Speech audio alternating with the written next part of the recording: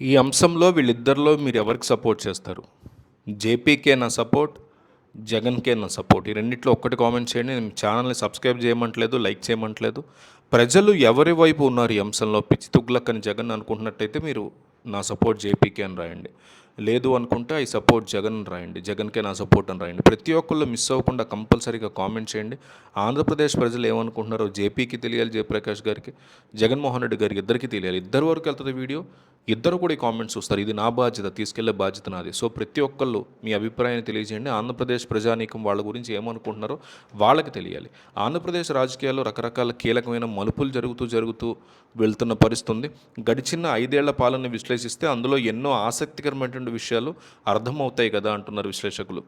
జగన్మోహన్ రెడ్డి పరిపాలన సాగిన విధానం మీద రకరకాల విమర్శలు వస్తున్నా వాస్తవాలు వేరేలా ఉన్నాయంటూ వెనకేసుకొస్తోంది వైసీపీ.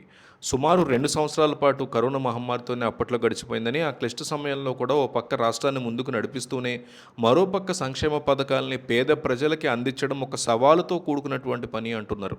కేవలం బటన్ నొక్కడం ద్వారా ప్రజల ఖాతాల్లోకి నేరుగా డబ్బులు పంపడమే కాకుండా మౌలిక వసతుల కల్పనను కూడా సమాంతరంగా ఎట్లా చేసుకెళ్లారో అర్థమవుతుందంటున్నారు.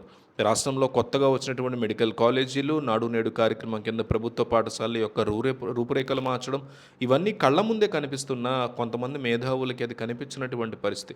ముఖ్యంగా వెనకబడిన ప్రాంతమైనటువంటి ఉద్దానం వంటి చోట్ల కిడ్నీ సమస్యల కోసం 700 కోట్లతో రీసెర్చ్ సెంటరు, తాగునీటి సదుపాయాలు కల్పించడం వల్ల అక్కడ ప్రజలకు ఎంతో మేలు జరిగింది కదా అంటోంది వైసీపీ. కేవలం మాటలు చెప్పడమే కాకుండా సాఫ్ట్వేర్ కంపెనీని తీసుకురావడం, గ్రీన్ కో ఎనర్జీ వంటి భారీ ప్రాజెక్టులని ప్రవేశపెట్టడం ద్వారా పారిశ్రామిక రంగాన్ని కూడా జగన్ బలోపేతం చేశారు అని చెప్పుకుంటూ ఉంటుంది ఇప్పటికీ వైసీపీ. రాజకీయాల్లో అభివృద్ధి అంటే కేవలం రోడ్లు వేయడమే కాదు, ప్రజల జీవన ప్రమాణాలను కూడా పెంచడము, మెరుగుపరచడం అని జగన్ పాలన నిరూపించిందని వైసీపీ చెప్పుకుంటుంది.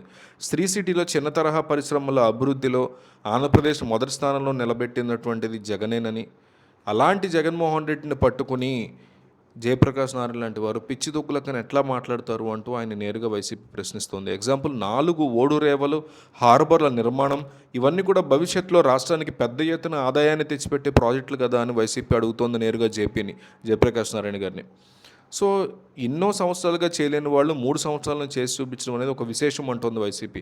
ఏ ప్రభుత్వం అయినా ప్రజల యొక్క సంక్షేమాన్ని కోలుకోవాలని, కానీ కేవలం అప్పుల గురించి మాట్లాడుతూ ప్రజలకు అందేటువంటి సాయాన్ని తప్పుపట్టడం సరైనటువంటి పద్ధతి కాదు అంటున్నారు.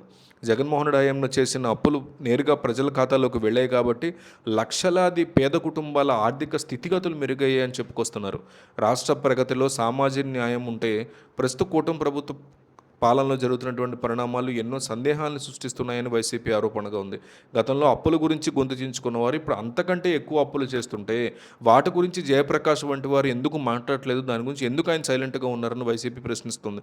కేవలం 23 నెలల కాలంలోనే 3,60,000 పైగా కోట్లు చేశారనే ఆరోపణలు వస్తుంటే, అయినా కానీ ఒక్క సంక్షేమ పథకాన్ని కూడా సరిగ్గా ఇవ్వలేదని వైసీపీ ఆరోపణలు ఉంటే దాని మీద జయప్రకాష్ నారాయణ ఎందుకు సమాధానం చెప్పకుండా పిచ్చి తుక్లక్ లాంటి ఆరోపణలు చేస్తున్నారు జగన్ మీద అని వైసీపీ చాలా క్లియర్గా నేరుగా ప్రశ్నిస్తుంది ఆయన్ని.